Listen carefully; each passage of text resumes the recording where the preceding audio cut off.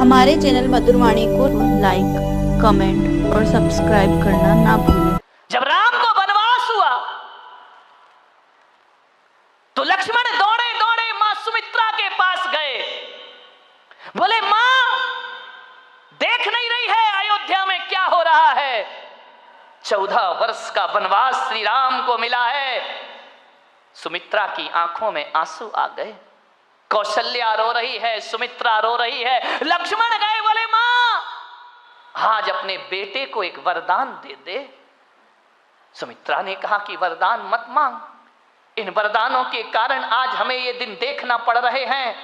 काश तेरे पिता ने वरदान नहीं दिए होते तो राम आज अयोध्या के राजा बन गए होते। वरदान मत मांग लक्ष्मण।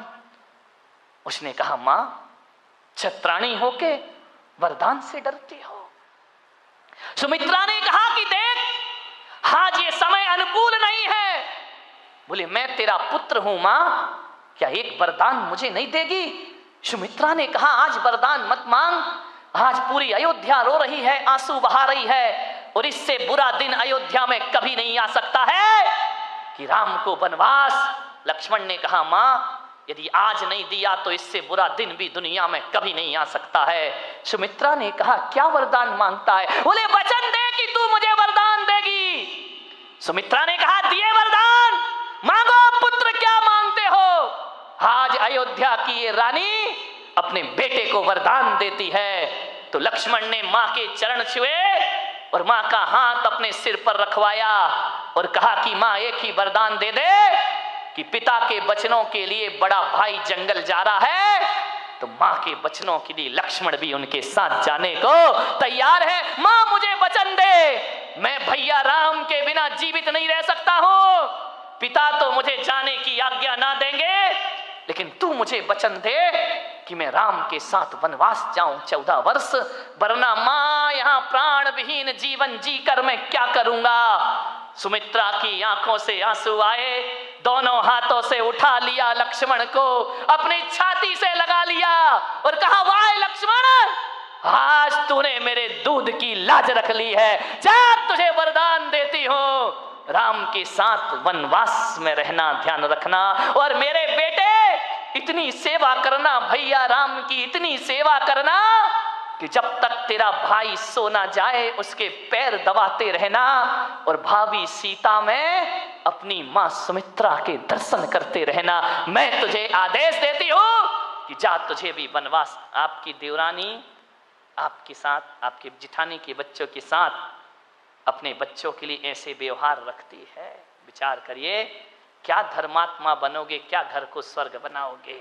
भेज दिया सुमित्रा ने लक्ष्मण को। राम ने कहा कि मां लक्ष्मण को क्यों भेज रही हो मेरे साथ, इसे अयोध्या संभालने दो। सुमित्रा ने कहा, नहीं पुत्र राम, मेरा इस परिवार में आना 2 ही कारण से हुआ है। मेरी 2 संतान हैं, एक लक्ष्मण है, एक शत्रुघ्न है, और मैंने बचपन से इन्हें यही सिखाया है कि लक्ष्मण तू अपने भैया राम का चाकर बन के रहना, और शत्रुघ्न तू भरत का सेवक बन के अपनी जिंदगी गुजार दे।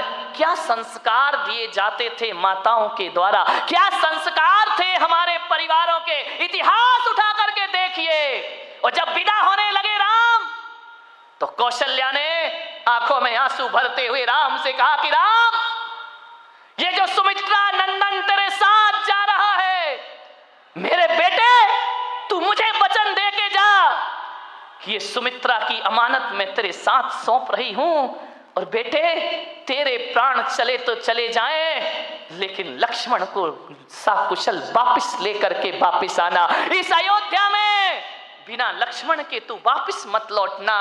क्या भावनाएं थी इन माताओं की कि लक्ष्मण लक्ष्मण नहीं, मेरी बहन सुमित्रा का अमानत है, जिसे साकुशल तुझे वापस लौटाना है।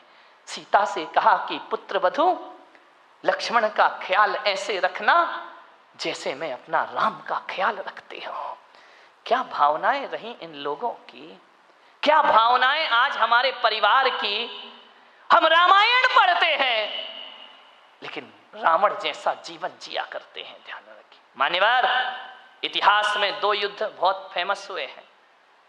दो युद्धों की चर्चा है इतिहास में, एक तो महाभारत की चर्चा है और एक रामायण की चर्चा है। दो ही चर्चा इस देश को है, भारत की पहचान ये दो बातें ही हैं। एक तो महाभारत भारत की पहचान है और एक रामायण भारत की पहचान है।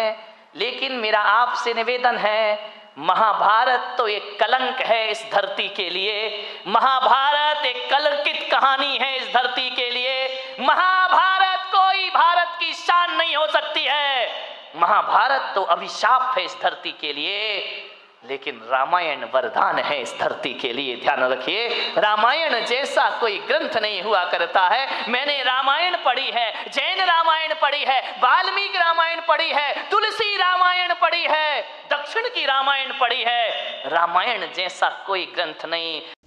हमारे चैनल मधुरवाणी को लाइक, कमेंट और सब्सक्राइब करना ना भूलें। Thanks for watching.